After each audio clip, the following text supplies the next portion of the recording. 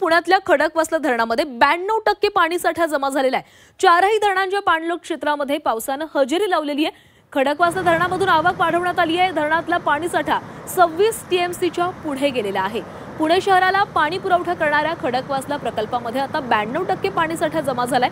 चारही धरणांच्या पाणलोट क्षेत्रामध्ये 2 दिवसांपासून हलक्या स्वरूपाचा पाऊस पडत असल्याने धरणातील आवक वाढून पाणीसाठा 26 टीएमसीच्या पुढे गेलेला आहे। धरणाच्या पाणी पातळीमध्ये झपाट्याने होत असलेली वाढ आणि पाणलोट क्षेत्रामधील अतिवृष्टीमुळे आज 8 वाजता खडकवासला धरणामधून नदी पात्रामध्ये सांडव्याद्वारे 2178 क्युसेक आणि 9 वाजता 4356 क्युसेक विसर्ग करण्यात येणार आहे। पावसाच्या प्रमाणानुसार विसर्ग कमी जास्त प्रमाणात होण्याची शक्यता आहे।